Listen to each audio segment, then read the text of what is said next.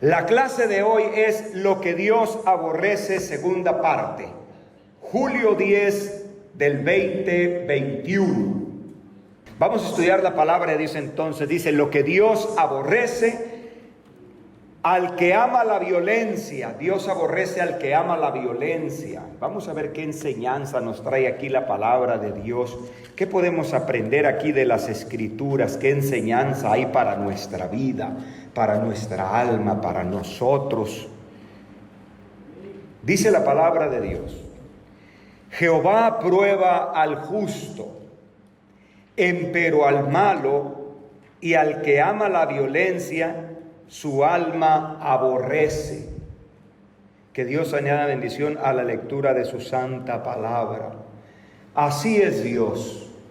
A veces nos sentimos mal porque somos probados para alguna cosa, pero no nos debemos de sentir mal, es porque estamos en la mirada de Dios, porque Dios nos está mirando a cada uno de nosotros y estamos en su mirada, y eso es bueno.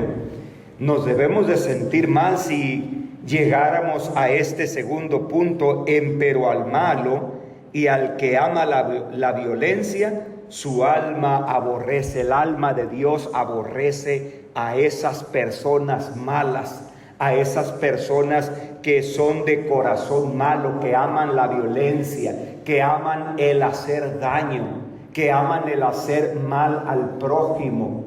Dios aborrece todas esas cosas. A Él no le gustan esas obras, a Él no le gustan todos esos actos que puede tener el hombre como humano. Y digo como humano, refiriéndome al hombre o al humano que vive alejado de la voluntad de Dios, porque en nosotros como siervos de Dios, imagínense que todavía exista o que todavía haya en nosotros ese sentimiento de herir, de dañar al prójimo. Entonces, qué triste sería nuestra condición, que hayamos conocido este evangelio glorioso, que hayamos conocido esto tan hermoso, que hayamos conocido esto tan grande, y aún así nosotros tengamos ese sentimiento de maldad.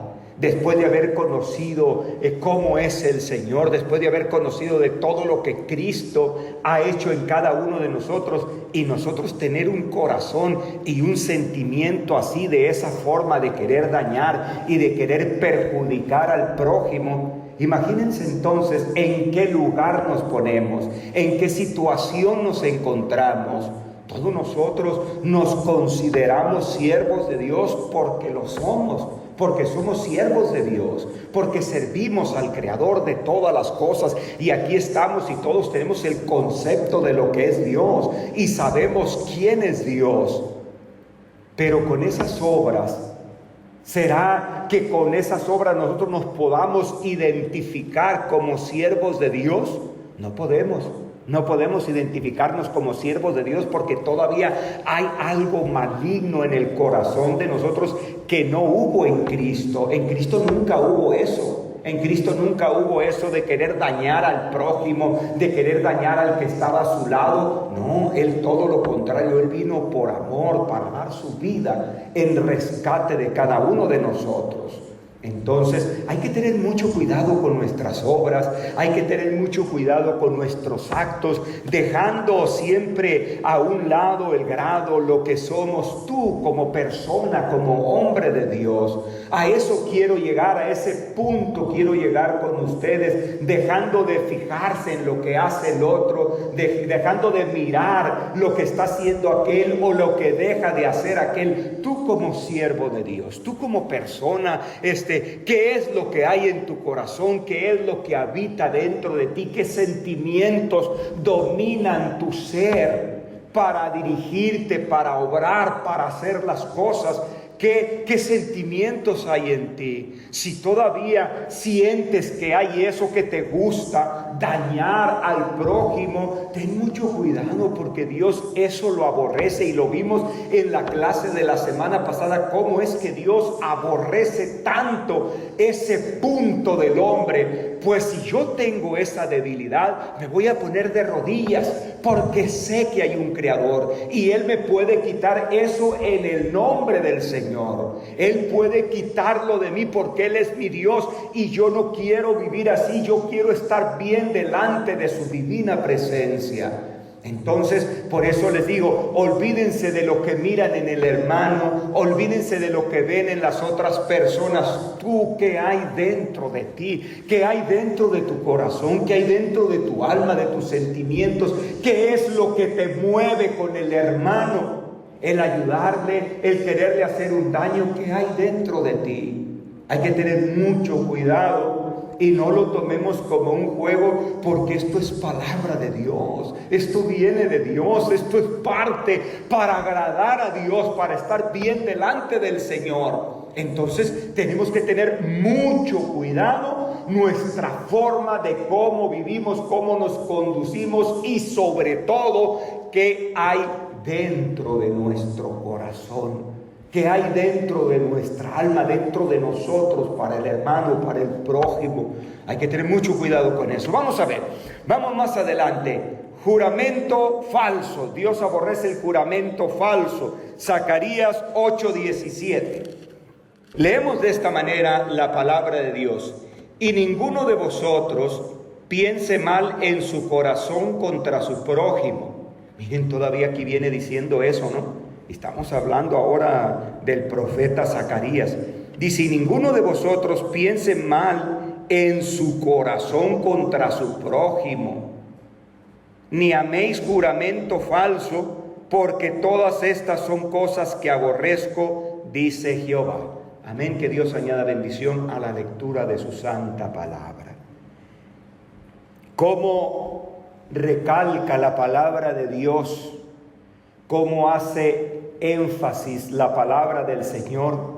Cómo los hombres de Dios pusieron mucho empeño en predicar por todos los lugares a la gente, a las personas, al pueblo, esta parte, que haya un corazón limpio. Y ninguno de vosotros piense mal en su corazón, no solamente contra su prójimo, no solamente el hablar. Por eso les digo, ¿qué hay dentro de nosotros? ¿Qué hay dentro de nuestro corazón? Tenemos que tener un corazón limpio con la ayuda de Dios. Que cuando te presentes delante de Dios estés tranquilo, porque tu corazón está limpio. Y te digo, olvídate de los demás, tú con Dios. La salvación eres tú y Dios. Tú no vas a pagar por el pecado de tu hijo, ni tu hijo va a pagar por tu pecado, ni tú por el de tu hermano, ni el hermano por el tuyo. Tú con Dios. ¿Cómo estás? ¿Cómo te sientes en este momento con Dios? Hagan una reflexión en su mente, hagan una reflexión ahorita mismo en su vida. ¿Cómo te sientes con Dios? ¿Cómo te sientes en este momento con Dios? Se los voy a poner fácil. Miren, pongan atención a esto. Si el Señor viniera en este momento, ¿qué pensarías que pasaría en tu vida? ¿Qué pasarías qué piensas tú que va a pasar contigo? ¿Estarías con los redimidos, con los salvados? ¿O hay algo que te está molestando, que no te deja acercarte y reconocer a Dios de verdad? ¿O todavía sientes que has hecho cosas que has dañado y digas, y a lo mejor Dios no está agradado con esto? Pues quítalo y échalo de ti, túmbalo de tu lado, porque ¿sabes qué? Tú no sabes el momento cuando Dios te vaya a llamar a cuentas. Por eso hay que tener el corazón limpio, puro, y por eso los hombres de Dios siempre a cada momento hacían énfasis en esta parte. Un corazón limpio. El Señor dijo, bienaventurados los de limpio corazón, porque ellos verán a Dios. Entonces, quiero que hagamos cada uno de nosotros una reflexión en nuestra vida. ¿Cómo estamos en este momento delante de Dios? ¿Tienes tu conciencia tranquila? ¿Tienes tu conciencia tranquila delante del Señor y decir, sí, estoy bien, me siento bien? Creo que he hecho la voluntad de Dios. A veces he tenido fallos, errores, pero aquí estoy haciendo la voluntad del Señor. Entonces, pruébese cada uno a sí mismo. Piense cada uno de sí mismo sin ver al que está enfrente ni al que está al lado. En ti mismo, cómo estás delante de Dios, qué hay en tu corazón. Y luego dice, como dice el subtítulo, juramento falso, eso lo aborrece Dios, como dice aquí la Escritura.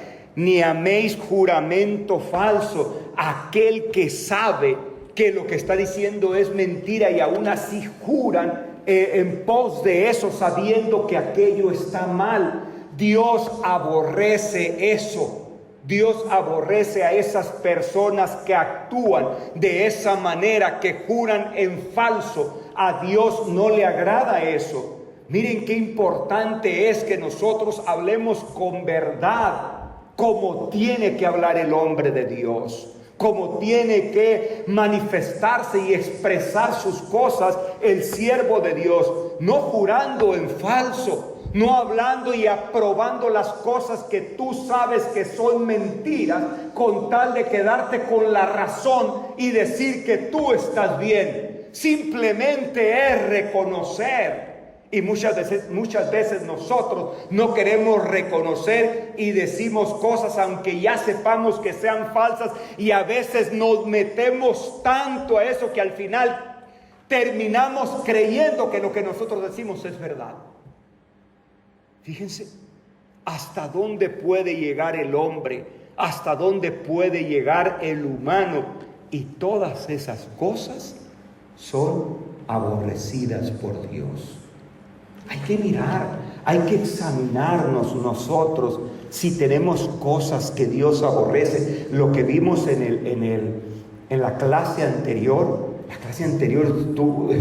tuvo tantas cosas que necesitamos aprender y que debemos de examinar cada uno de nosotros a ver cómo estamos delante de su presencia. Bien, vamos a pasar al tercer verso, tercer verso, ¿ok? Tercer verso, cosas abominables. Jeremías 44 del 1 al 4. Cuando dice cosas abominables, a ver a qué se está refiriendo la palabra del Señor y qué enseñanza puede haber para nosotros en esta parte de las Escrituras. Vamos a ver, ¿ya lo tienen? Dice la palabra de Dios, palabra que fue a Jeremías acerca de todos los judíos que moraban en la tierra de Egipto, que moraban en Migdol, en Tafnes, en Nob, y en tierra de Patros, diciendo, aquí viene, vamos a ver, así ha dicho Jehová de los ejércitos, Dios de Israel, vosotros habéis visto todo el mal que traje sobre Jerusalén y sobre todas las ciudades de Judá, y he aquí que ellas están el día de hoy asoladas, ni hay en ellas morador, a causa de la maldad de ellos que cometieron por hacerme enojar, yendo a ofrecer sahumerios, honrando dioses ajenos que ellos no habían conocido, vosotros ni vuestros padres. Y envié a vosotros a todos mis siervos los profetas, madrugando y enviándolos, diciendo, no hagáis ahora esta cosa abominable que yo aborrezco.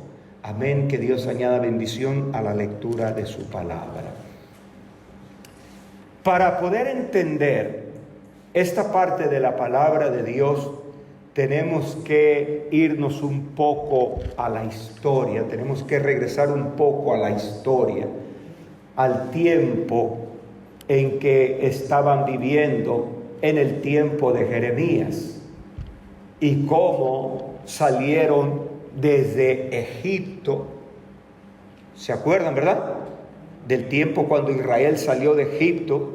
Todos se acuerdan porque es algo que hablamos y se habla bastante. Todos hablamos mucho de eso, acerca de cuando Israel estaba en Egipto, cautivos por ellos. Pero Dios los saca con brazo fuerte. Dios los saca con brazo fuerte y los saca de la cautividad para que vayan por el desierto y después entren a la tierra prometida, a la tierra que fluye leche y miel. Bien. En medio de todo esto, en todas estas cosas que nosotros podemos observar, que hemos podido leer de la palabra de Dios, en la parte de esta historia, pudimos ver cómo Dios con brazo fuerte ayudó a Israel en medio de los momentos más difíciles. Allí estaba Dios con ellos, ¿verdad? Allí estaba Dios con ellos. Que para cruzar el mar, ahí estaba el mar enfrente, los egipcios atrás, el pueblo de Israel en medio. A los ojos humanos, el pueblo de Israel iba a ser destruido, pero Dios le dijo: alza tu vara y levanta tu mano y ponla, y vas a ver que van a pasar el mar en seco. ¿Y qué pasó? Lo pasaron.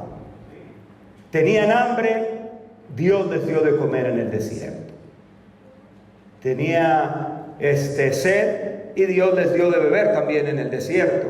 O sea que todas las cosas Dios les iba dando. Y una vez les dice Dios: nunca se les envejeció su ropa ni sus calzados se desgastaron, ¿verdad? Qué tremendo, qué bonito de haber sido ese momento, como ver así tan directamente la gloria de Dios, ver todo eso tan hermoso. Estuvieron en el desierto 40 años y entran a la tierra prometida, y Dios ya les había dicho: cuando entren a la tierra prometida van a encontrar otros lugares, la tierra del amorreo, del pereceo, del jebuseo, del eteo y todo lo que termine en teo, ¿verdad? Neo, se lo van a encontrar ahí y ustedes van a habitar allí. El problema es que ellos tienen otros dioses. No quiero que ustedes se vayan a contaminar yendo en pos de aquellos dioses. Pues dicho y hecho, es lo que hicieron los judíos. Se fueron y se contaminaron con los otros dioses que había en aquellos lugares. ¿Qué pasa? ¿Qué pasa en ese momento? Adulteraron la palabra de Dios, ¿verdad? Porque, oye, tienen a Dios, están viendo las maravillas de Dios, las grandezas de Dios, están viendo el poder de Dios, y me voy a ir y voy a adorar los dioses que tienen estas gentes. ¿Cómo es eso? ¿Cómo van a hacer eso después de ver todas las cosas tan hermosas y tan grandes que Dios ha hecho en ellos? ¿Cómo van a hacer eso? Y les dice Dios: pues todas esas cosas yo aborrezco. Esas son abominaciones delante de mi presencia. ¿Cómo podemos entender que después de que Dios los libró de los egipcios y los mantuvo y los dirigió por el desierto, cómo es que llegando a aquel lugar van a adorar otros dioses? Eso yo lo aborrezco. Así dijo Dios. ¿Cómo voy a entender yo? ¿Cómo voy a comprender que conociendo cada uno de nosotros, los que estamos aquí en este lugar, cómo puedo entender que me he dado cuenta del amor de Dios? Y esto es lo más grande que puede ocurrir en la tierra, más que aquella vez que salieron de Egipto, más que todo eso, porque vino la perfección a este mundo a dar su vida en rescate de cada uno de nosotros. Vino para morir en la cruz del Calvario, para decirte que te amo sin tener que hablar. Porque Él no tenía que hablar para poder entender nosotros el amor de Cristo para nuestra vida. Al momento de verlo caminar al Señor, al Gólgota, al Calvario, llevando su cruz, y extender sus brazos y derramar su sangre en la cruz del Calvario, no tienes que decir: Señor, que me amas, porque yo sé que me amas, porque estás dando tu vida para que yo pueda salvar la mía. Yo no puedo entender, no puedo comprender cómo después de todas estas cosas tan hermosas que el Señor vino y no tenía dónde reclinar su cabeza. Y el Señor vino y decía que las zorras tienen cuevas y las aves de los cielos nidos, y yo no tengo dónde reclinar mi cabeza. Y no decía, sino que vivió naciendo en un pesebre con humildad. Yo no puedo entender que después de mirar tanto amor derramado de Dios por medio de su Hijo, para cada uno de nosotros, no alcanza mi corazón a comprender cómo todavía a veces hay el sentimiento de dejar a Jesucristo, irnos al mundo de pecado, a otros dioses, a otro mundo. Nuestro mundo es esta es nuestra vida, la iglesia de Dios. Yo no puedo entender eso. Oye, yo he comprendido, yo lo llevo impregnado en el alma, lo que Jesucristo hizo por mí, cómo murió en la cruz del Calvario. Eso es algo que yo lo tengo presente y le lloro y le doy gracias a Dios por todas estas maravillas tan hermosas que hacen cada uno de nosotros, por su amor bendito. Y todavía yo tener el deseo de dejarlo, ese más que un deseo es un descaro de cada uno de nosotros. No puede haber eso. Oye, si mi Cristo hizo todo por eso, estamos hablando, volviendo a esto, después de que se le había dado la espalda, después de que se fueron a ir en pos de otros dioses, que el mundo se había contaminado, el mundo se había llenado de pecado, porque eso era Israel, pero imagínense cómo vivía el mundo, cómo vivían los otros pueblos, adorando a otros dioses, dioses paganos, ni siquiera preguntaban de Dios, pero Dios dijo, voy a mandar a mi Hijo por ustedes, para que muera, para que alcancen redención, para que por su sangre el mundo tenga la oportunidad de salvarse. Y qué error había cometido Dios, y Dios nos crió perfectos, sin pecado. Pero el hombre se descaminó de la verdad. El hombre se apartó de la verdad y fue en pos de sus propios caminos. Pero aún así, Dios dijo, te amo. Dios dijo, aquí está mi Hijo para que muera por ustedes. Y no puedo entender cómo todavía a veces nosotros queremos dejar este camino tan hermoso. ¿Cómo voy a dejar a mi Cristo? ¿Cómo voy a dejar a mi Señor? ¿Cómo voy a darle la espalda a aquel que vino a dar su vida nomás por los placeres, por lo que el mundo me ofrece? Y si te pones a pensar, Cristo nos ofrece vida eterna. Entonces, hay que tener mucho cuidado, hay que tener mucho concepto de lo que hacemos, mucho respeto de cómo nos conducimos aquí en la iglesia de Dios con su ayuda gloriosa. Vamos a ver el último verso, vano presente, Isaías 1, 13 al 15, rápidamente. A ver qué podemos aprender de aquí, ¿está bien?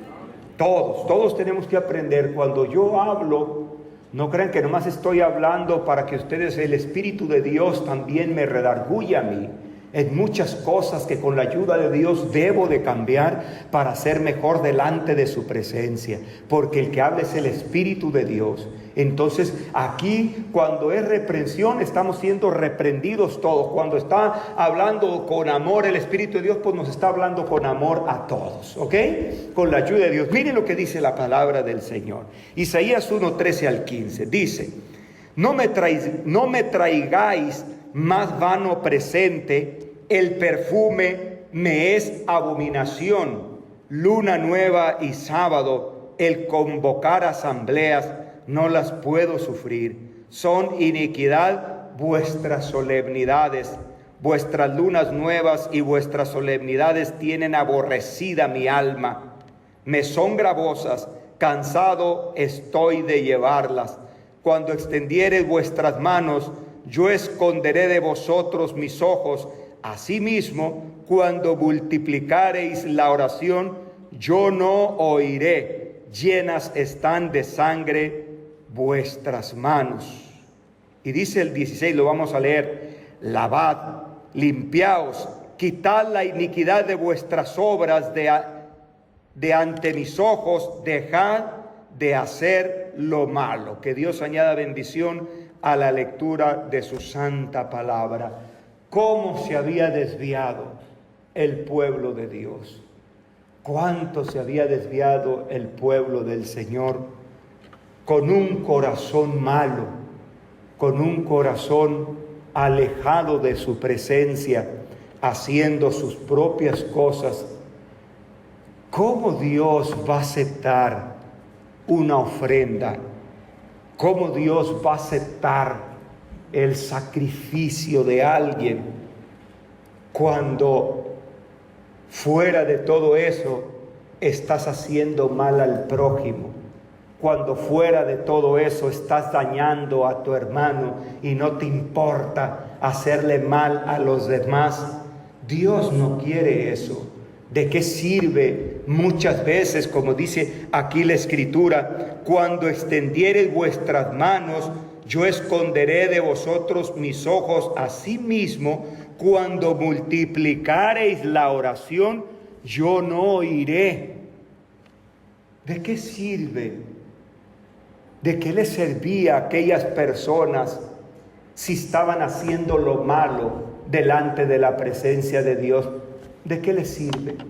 ¿De qué les sirve ponerse de rodillas y orar, si después de todo eso salimos y hacemos lo malo delante del Señor? ¿Crees que Dios va a escuchar tu plegaria? No es eso. Dios no quiere eso de nosotros. Dios quiere de ti que ames al prójimo, que hagas algo por él, que sientas por él, que tengas ese corazón que tiene el hombre de Dios. Por eso para mí, uno de los versos que se me hacen tan importantes y que me han llenado el corazón es cuando dice la palabra de Dios: porque tuve hambre y me disteis de beber, tuve de comer y tuve sed y me disteis de beber, estuve desnudo y me cubriste, estuve en la cárcel y me visitasteis. ¿Cuándo hicimos todo eso? Por cuanto lo hiciste a uno de estos pequeñitos, a mí lo hicisteis. Qué importante es que nosotros tengamos un corazón limpio para ayudar, que tengamos un corazón puro para amar al prójimo, al menesteroso, al necesitado. ¿Se acuerdan que acaba de pasar esa clase, no? Ayudando al necesitado. Qué importante es eso. Qué importante es que el hombre viva de acuerdo a su divina voluntad. Mira, mi hermano, si tú haces la obra de Dios con todo el corazón y ayudas a tu hermano, al prójimo, al necesitado, y le extiendes tu mano, cuando tú te pongas de rodillas, ten la certeza que Dios te va a escuchar. Ten esa seguridad. ¿Por qué? Porque estás haciendo su obra, porque estás haciendo la obra del Señor. Pero me puedo pasar de rodillas, pero si estoy dañando, si estoy destruyendo a mi prójimo, a mi hermano, ¿de qué sirve? Yo no voy a escuchar. Dijo Dios: yo no voy a escuchar eso. No lo voy a escuchar. Porque ¿cómo se presentan de mí con obras malas? ¿Cómo? Cuando te presentes delante de Dios, el Señor Jesucristo lo aclaró. Si estás enemistado con alguien, vuelve y concíliate con tu adversario, y entonces ven y ofrece tu presente. Así es como Dios va a mirarte. Así es como Dios va a mirar que tú estés de rodillas, que vengas a este lugar, a los programas, a adorar a Dios. Pero si aquí tengo mi carita de buena gente y todo, pero saliendo después ando destruyendo afuera, ¿de qué me sirve? ¿De qué sirve todo eso? A lo que voy es que seamos de un corazón limpio, de un corazón puro. Eso lo habla mucho la palabra de Dios, porque esas ofrendas son las que le agradan a Dios. Entonces, hermanos, tenemos que tener nuestro corazón limpio, puro, un corazón sincero delante de la presencia de Dios, con obras buenas, que se vea en ti que eres de verdad un siervo de Dios, que tus buenas obras te identifiquen, no el uniforme, no tu actitud, tu forma, que te identifique quién eres tú. ¿Ok?